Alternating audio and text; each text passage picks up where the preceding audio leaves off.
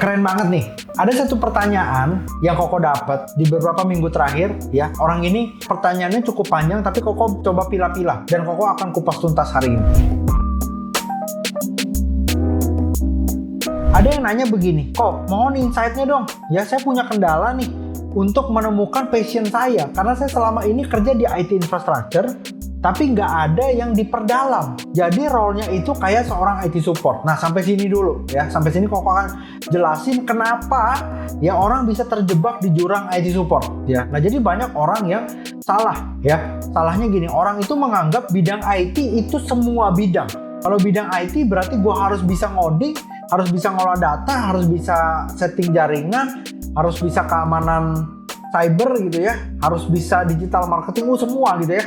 Orang berusaha mempelajari semua bidang ini ya, tapi balik lagi, kalau kita pelajarin semua bidang, ujung-ujungnya tidak ada yang mendalam. Kesalahan pertama orang belajar IT adalah belajarnya meluas. Waktu dia belajar meluas, alhasil apa? Tidak ada satupun dari bidang-bidang yang dia pelajarin yang mendarah daging ke dia dan skillnya mendalam. Nah, jadi ketika kita nggak punya sesuatu yang mendalam, ujung-ujungnya ketika kita ngelamar kerja di perusahaan itu akan bilang, "Oh ya udah, lu bisa bikin website, lu bisa benerin komputer, lu bisa rakit komputer, masalah jaringan juga bisa, service printer juga bisa, apapun bisa gitu ya." Hasil ya udah, role yang paling cocok untuk Anda adalah seorang IT support. Makanya buat Anda yang nonton konten hari ini, Koko selalu suggest gini, kalian nggak boleh punya skill yang general. Ya, kalau kalian mau berkarir sebagai orang IT nih, orang IT yang technical gitu ya. Orang technical itu skillnya harus deep, harus mendalam. Jadi kalian harus pilih bidang mana yang kalian mau perdalam supaya kalian nggak terjebak di jurang IT support. Ya, kenapa nggak enak jadi seorang IT support? Karena orang yang kerja di bidang IT support kerjaannya adalah apa? Mensupport ketika ada masalah.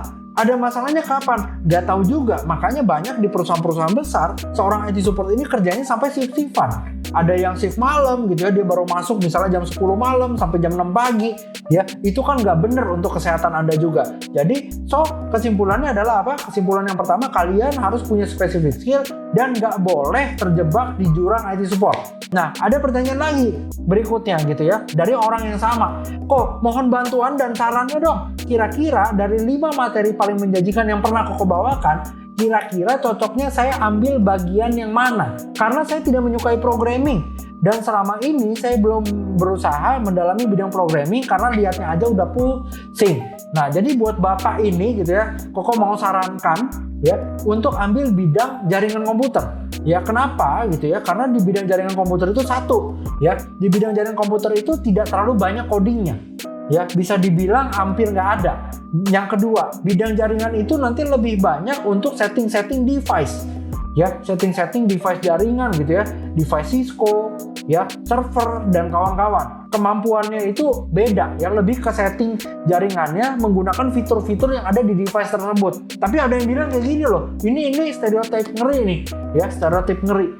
Orang pada bilang kayak gini, "Wah, kalau ngambil bidang jaringan itu hati-hati kok Alvin. Kerjaannya nanti itu cuma colok-colok kabel, terus disuruh naik-naik tower, kalau kepleset dia mati." Oh gila, serem banget kok bilang. Berarti nggak ada yang mau dong jadi seorang jaringan komputer. Enggak. Ya, orang yang jago di jaringan komputer atau seorang network engineer itu kerjanya nggak kayak gitu kok. Ya, bahkan kalau kalian jadi seorang network engineer yang punya sertifikasi Cisco tingkat 3, ya, ketika kalian terjun project, kalian nggak nyolok-nyolok kabel kok. Ada tim cabling yang support kalian. Ya, jadi tugas kalian lebih strategik ya untuk bikin setting infrastruktur jaringannya dan juga setting semua fitur-fitur yang sesuai, menunjang jaringan yang reliable dan scalable gitu ya. Jadi nanti kalian akan setting switch, setting router, setting wireless gitu ya. Settingnya bukan asal pasang doang.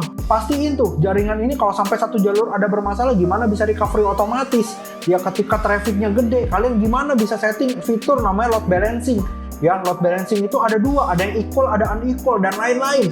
Ya, jadi perannya sentral nggak? Sentral banget, karena sebagus apapun aplikasi yang perusahaan itu punya, kalau jaringannya jelek, kan servernya nggak bisa diakses, ya mati semua dong. Ya, berarti sentral nggak peran seorang network engineer? Ya, sentral banget. ya. Jadi nggak gitu ya, nggak naik tower jatuh mati gitu, nggak teman-teman ya, tenang aja. Nah, jadi buat Bapak ini Koko sarankan untuk ambil bidang network engineer dan Anda bisa belajar di CourseNet ya dengan mendalami sertifikasi Cisco. Nah, mungkin kurang lebih itu jawaban dari Koko ya, semoga bermanfaat. Dan pesan moralnya apa? Kalian harus punya specific skill supaya kalian nggak terjebak di jurang IT support ya. Sekian dari Koko, semoga bermanfaat. Jangan lupa like, comment, subscribe, dan nyalakan lonceng notifikasinya supaya Anda dapat update terbaik seputar dunia IT. Oke? Thank you semuanya dan see you on the next video. Bye!